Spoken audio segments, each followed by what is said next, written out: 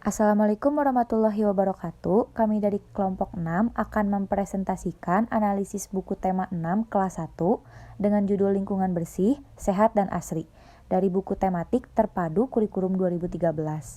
Kami beranggotakan 5 orang. Yang pertama, Anissa Nurpadila dengan NIM 2002876. Yang kedua, Dewi Salamah dengan NIM 2004490. Yang ketiga, Indira Syifa Karyahandak dengan NIM 2009144. Yang keempat, Adinda Diah Permata dengan NIM 2009164. Yang kelima, Mega Triasya Resmana dengan NIM 2009239. Langsung saja pada topik pembahasan yang pertama, yaitu gambaran umum buku ajar tema lingkungan bersih, asri, dan sehat. Yang kedua, materi pembelajaran IPS dalam buku SD kelas 1 tematik 6. Yang ketiga, kesesuaian konten IPS dalam buku tematik 1 SD kelas 1 dengan perkembangan kognitif siswa. Yang keempat, penyajian materi dan kemenarikan. Dan yang terakhir, yang kelima, yaitu media dan metode pembelajaran yang digunakan dalam pembelajaran IPS kelas 1 tematik 6. Assalamualaikum warahmatullahi wabarakatuh. Perkenalkan, saya Adinda Diah Permata dengan NIM 2009163 akan menjelaskan mengenai gambaran umum buku tematik siswa kelas 1 tema 6. Buku tematik siswa ini merupakan buku panduan dan aktivitas yang dipersiapkan pemerintah dalam rangka implementasi kurikulum 2013 yang telah disempurnakan dengan tujuan mencapai standar kompetensi lulusan atau SKL yang mencakup sikap, pengetahuan, dan keterampilan. Kompetensi dasar dalam buku tematik siswa kelas 1, tema 6, lingkungan bersih, sehat, dan asri juga mencakup konten IPS, walaupun tidak disebutkan secara eksplisit, melainkan terintegrasikan pada mata pelajaran yang ada.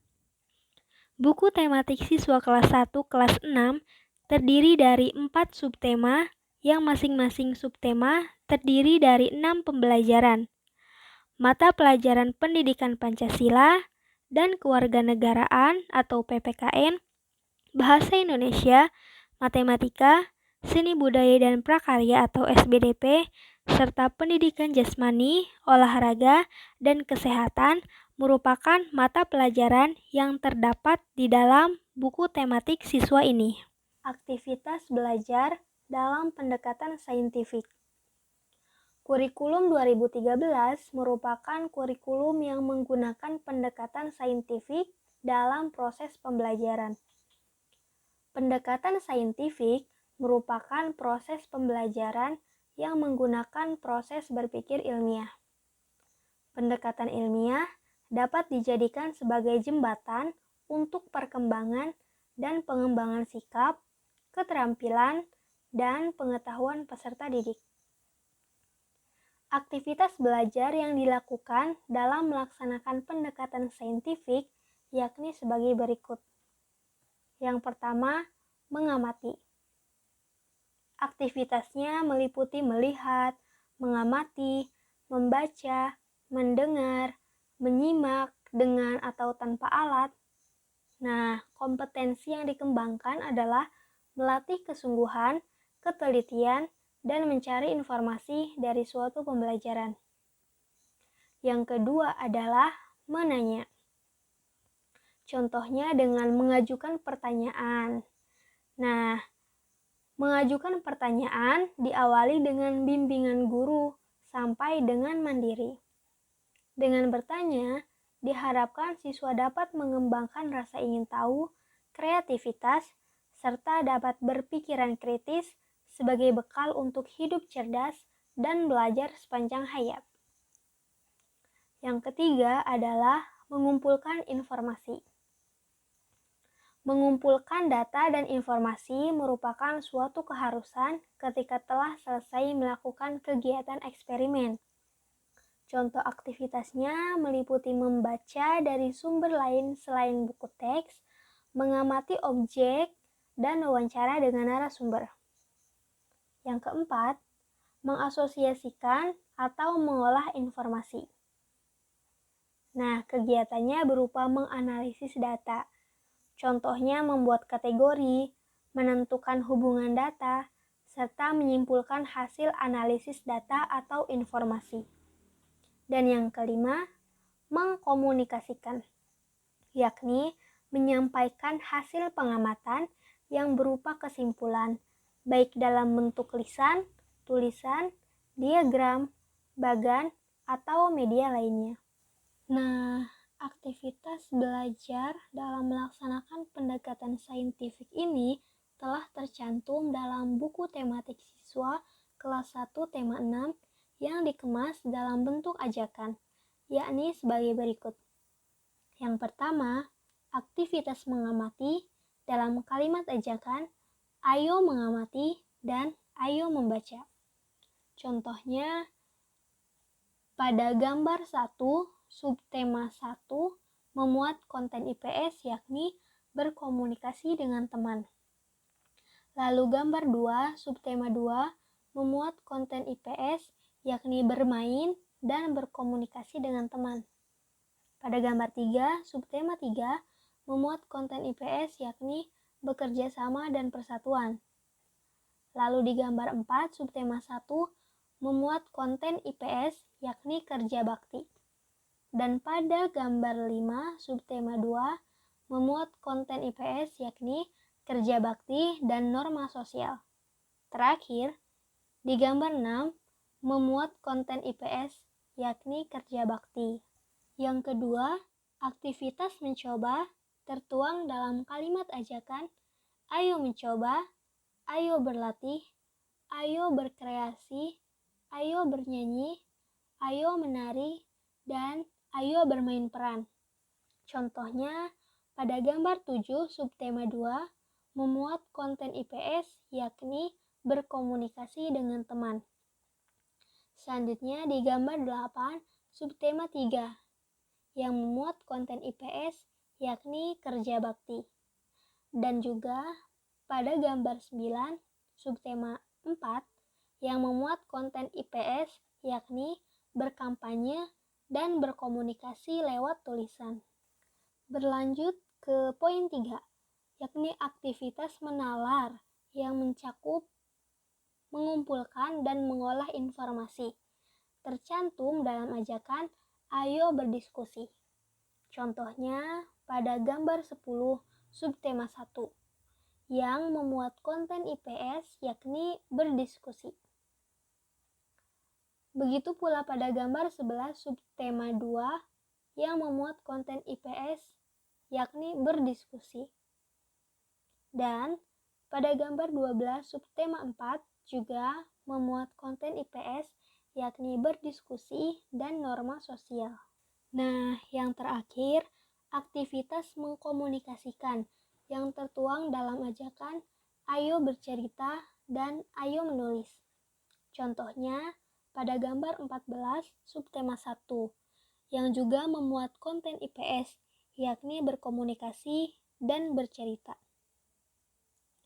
Dan juga pada gambar 15 subtema 2 memuat konten IPS yakni berkomunikasi dengan bercerita. Dan pada gambar 16 subtema 2 juga memuat konten IPS yakni berpikir tentang kerjasama dan berkomunikasi dengan bercerita. Untuk materi selanjutnya mengenai materi pembelajaran IPS dalam buku SD kelas 1 tematik 6 akan disampaikan oleh saya Dewi Salama dengan NIM 24490. Yang pertama ada subtema 1 yang berjudul Lingkungan Rumahku yang mengajarkan peserta didik untuk bekerja sama dengan orang-orang terdekat yaitu keluarga. Pada subtema ini peserta didik juga dibiasakan berinteraksi yang baik serta membangun lingkungan yang nyaman dengan pendekatan dan media yang sesuai. Secara tidak langsung, peserta didik diajarkan pembelajaran IPS khususnya sosiologi dalam kehidupan sehari-hari. Pada subtema ini terdapat salah satu dialog atau cerita yang berjudul Bekerja Sama Membersihkan Rumah. Pada dialog ini atau pada cerita ini mencontohkan bahwa anak itu dibiasakan bekerja sama dengan orang di sekitarnya.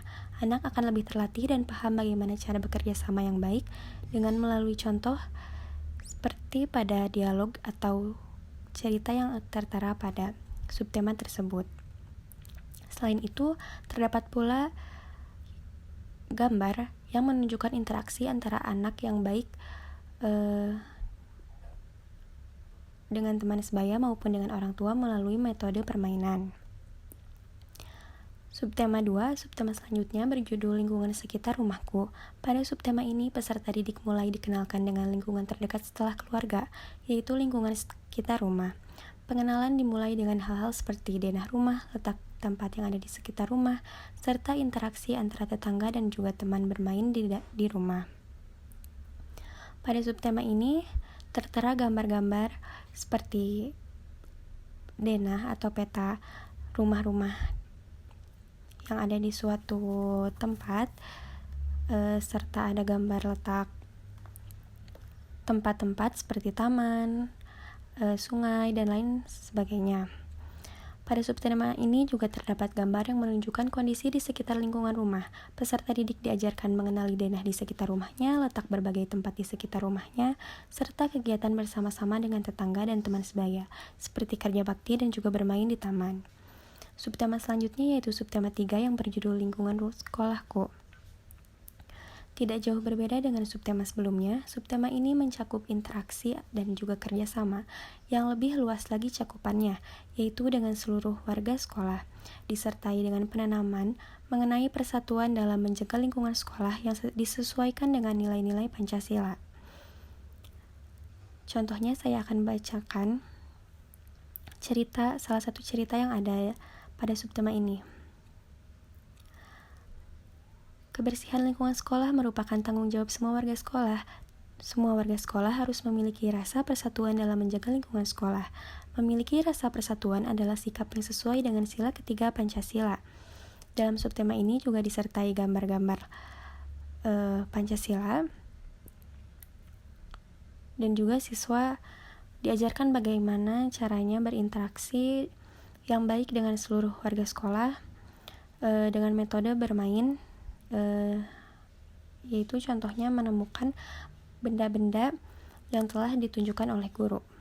Kemudian pada subtema selanjutnya yaitu ada subtema 4 yang berjudul bekerja sama menjaga kebersihan dan kesehatan lingkungan. Dalam subtema ini, peserta didik diberikan pengajaran geografi yang disesuaikan dengan usia mereka, dimulai dari pembagian wilayah seperti kota dan desa. Peserta didik juga ditanamkan nilai-nilai yang baik dalam bersosialisasi serta dalam menjalani kehidupan yang baik di masyarakat. Pada subtema ini terdapat salah satu cerita yang disertai gambar mengenai pembagian wilayah seperti desa dan juga kota. Serta tertera juga cerita yang berjudul Mengejar Ayam, di mana cerita ini menggambarkan bagaimana anak harus bersosialisasi yang baik kepada orang tua maupun kepada teman. Juga disampaikan dengan cara anak itu harus dapat bercerita kepada teman-temannya. Pengajaran IPS dalam subtema ini diterangkan melalui gambar yang saya sebutkan tadi. Peserta didik diberikan pengetahuan mengenai perbedaan antara kota dan juga desa yang dapat mereka cermati melalui gambar. Peserta didik juga diberikan ilmu sosial yang diaplikasikan dalam sebuah cerita yang terkandung nilai-nilai sosial di dalamnya. Assalamualaikum warahmatullahi wabarakatuh. Halo, perkenalkan nama saya Mega Tria Syarasmana dengan NIM 209-239. Di sini saya akan membahas tentang kesesuaian konten IPS dalam buku tematik 6 kelas 1 SD dengan perkembangan kognitif siswa. Perkembangan kognitif adalah salah satu proses psikologis yang berkaitan dengan bagaimana individu mempelajari dan memikirkan lingkungannya. Perkembangan ini meliputi proses mental yang berhubungan dengan persepsi, pemikiran, keterampilan berbahasa, pengolahan informasi, ingatan, yang memungkinkan seseorang itu memperoleh pengetahuan, memecahkan masalah, dan merencanakan masa depan, atau semua proses psikologis yang berkaitan dengan bagaimana seorang individu itu mempelajari, memperhatikan, mengamati, membayangkan, memperkirakan, menilai, dan memikirkan lingkungannya. Umumnya pada murid kelas 1 di Indonesia ini tuh berumur 6-7 tahun, di mana mereka pada saat itu berada pada tahap praoperasional. Nah, di sini tuh siswa bisa mengatakan bahwa mereka tahu sesuatu tetapi mereka mengetahui tanpa menggunakan pemikiran rasional. Tahap praoperasional ini menunjukkan karakteristik pemikiran yang disebut dengan centration, yaitu pemokusan atau pemusatan. Nah, lalu di sini siswa juga akan mulai mengembangkan daya ingat dan berimajinasi.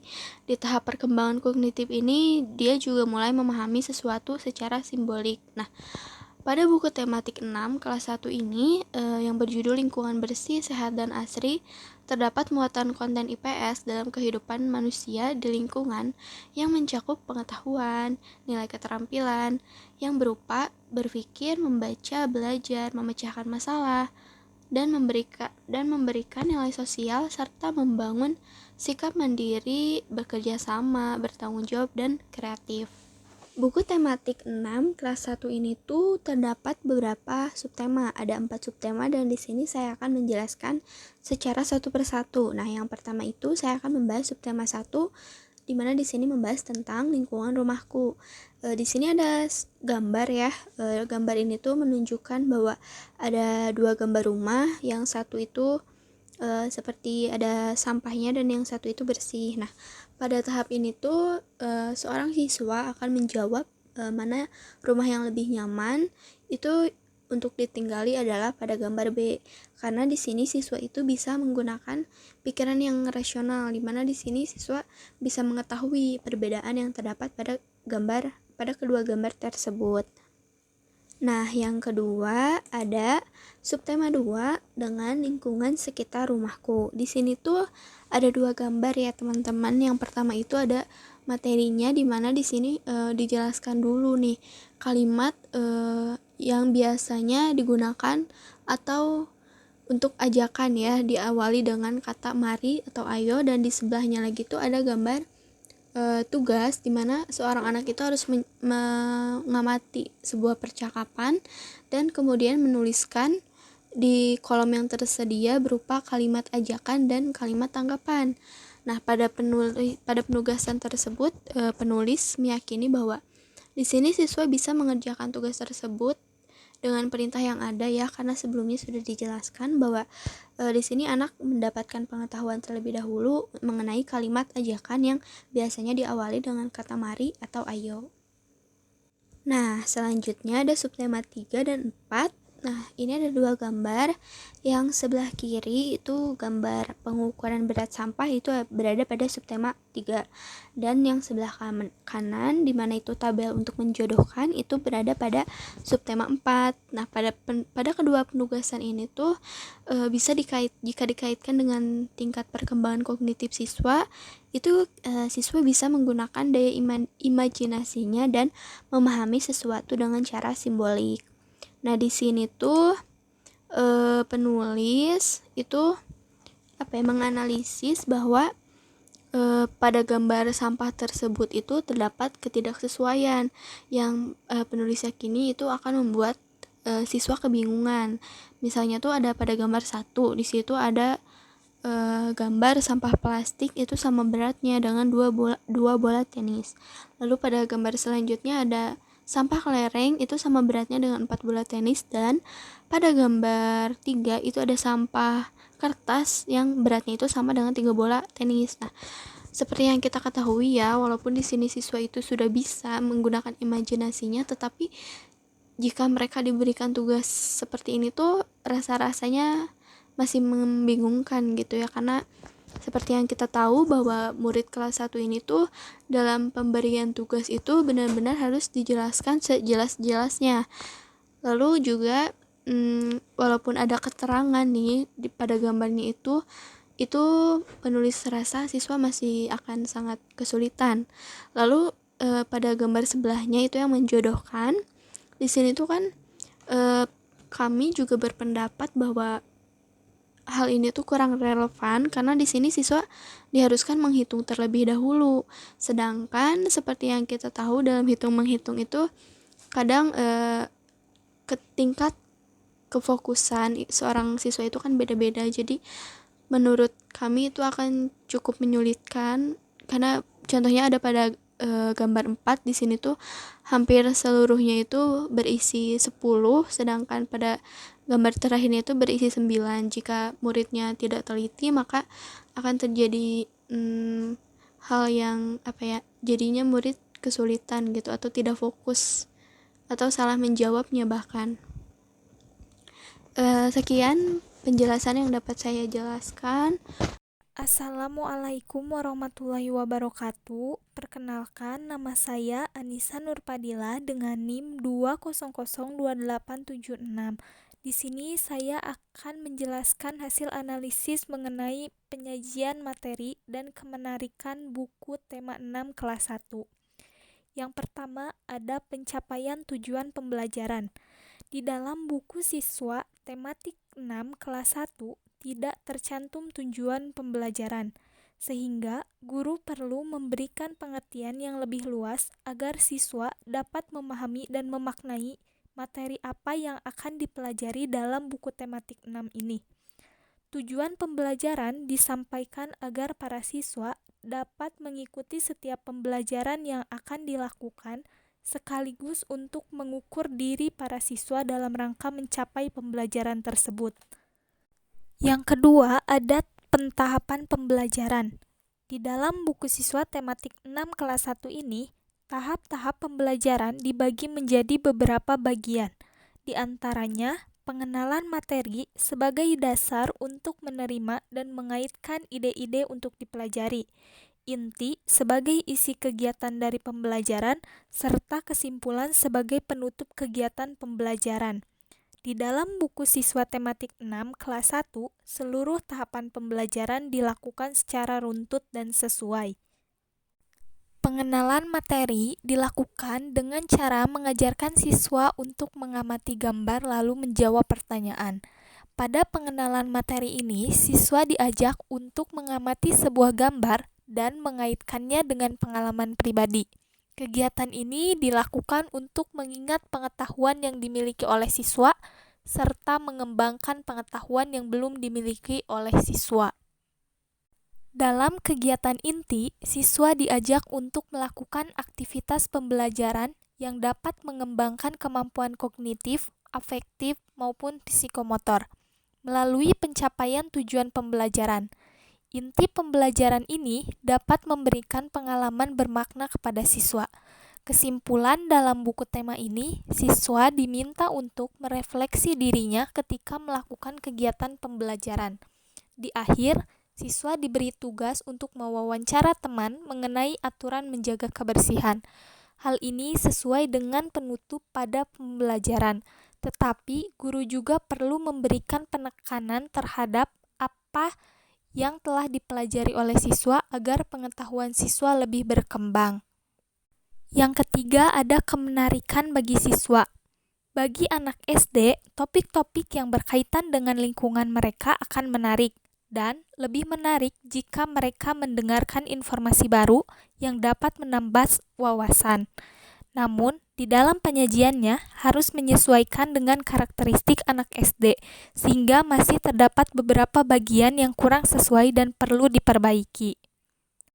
Yang keempat, ada ketersediaan soal dan latihan. Soal evaluasi pada akhir pembelajaran tidak ada. Seharusnya, soal diberikan sebagai bahan refleksi pembelajaran pada tiap subtema tersebut. Di tiap akhir pembelajaran, tidak terdapat soal yang berfungsi untuk mengevaluasi pembelajaran.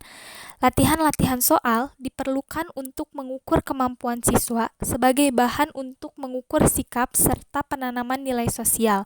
Siswa juga dapat diajarkan untuk berpikir kritis saat dilatih untuk memecahkan masalah, teliti dalam mengamati, dan sebagainya. Selanjutnya, yang kelima ada penggunaan struktur kalimat dan penggunaan paragraf. Struktur kalimat yang digunakan sudah mengedepankan tingkat perkembangan bahasa dan kognitif anak, sehingga bahasa yang seharusnya bisa diucapkan dengan istilah yang singkat, namun harus dijabarkan lagi karena subjek belajarnya adalah anak usia sekolah dasar. Sedangkan penggunaan paragraf sudah cukup padu dan efektif. Selanjutnya, ada relevansi materi dan ilustrasinya. ilustrasi yang digunakan untuk menggambarkan materi yang disampaikan sudah cukup relevan. Di dalamnya terdapat gambar-gambar yang dapat merefleksi pengalaman para siswa terhadap kegiatan yang ditunjukkan di dalam gambar. Assalamualaikum warahmatullahi wabarakatuh. Saya Indira Syifa Karehandak dengan NIM 2009144. Di sini saya akan menjelaskan mengenai metode pembelajaran IPS kelas 1 tematik 6. Langsung saja yang pertama yaitu aktivitas dan berkreasi. Nah, jadi dikarenakan pembelajaran dalam buku ini dirancang untuk mengembangkan kompetensi, yaitu sikap, pengetahuan, dan keterampilan. Jadi pada pembelajaran IPS kelas 1 tematik 6 ini menuntut pada siswa untuk dapat melakukan aktivitas yang bervariasi, seperti kreatif dalam metode pembelajaran yang akan dikembangkan, misalnya dengan menggambar lingkungan yang ada di sekitar rumah maupun di sekolah. Sehingga siswa tersebut dapat mengamati bagaimana menjaga kebersihan lingkungan yang ada di sekitar. Yang kedua, adanya kegiatan alternatif. Khususnya pada pembelajaran IPS ini menemukan kegiatan alternatif apabila kondisi yang terjadi kurang sesuai dengan perencanaan pada awalnya. Misalnya, siswa tidak mengetahui apa saja yang harus dilakukan untuk menjaga kebersihan rumah. Yang ketiga, yaitu menjelaskan aturan. Jadi, metode pembelajaran yang diberikan oleh guru ini menuntut siswa agar dapat menjelaskan aturan di rumah yang berhubungan dengan kebersihan dan adanya kegiatan kerjasama di lingkungan. Yang keempat, yaitu menceritakan pengalaman. Pada metode pembelajaran ini menitik beratkan pada siswa agar mampu untuk bercakap dengan teman sebaya yang menceritakan bagaimana cara membersihkan dan merawat lingkungan dengan benar dan juga tepat. Jadi dengan berbagi cerita tersebut, maka siswa akan menyadari dan mengetahui berbagai pengalaman dari teman-temannya. Media pembelajaran. Media pembelajaran yang digunakan pun terdiri dari teks maupun gambar, serta mampu untuk berdiskusi dengan guru, seperti halnya dengan poin nomor 1. Karena pada kelas 1 ini, guru dijadikan sebagai contoh agar siswa dapat mengikuti hal-hal yang terlintas di dalam penglihatannya. Yang kedua, berbagai macam gambar penunjang materi. Jadi, berbagai macam gambar yang ada pada buku ini, seperti misalnya gambar yang kontradiktif antara lingkungan yang bersih dan juga kotor, kegiatan yang biasa dilakukan pada lingkungan sekitar, dan juga fasilitas yang ada di sekitar tempat tinggal. Cukup sekian yang dapat kelompok kami sampaikan, lebih dan kurangnya mohon dimaafkan. Terima kasih. Wassalamualaikum warahmatullahi wabarakatuh.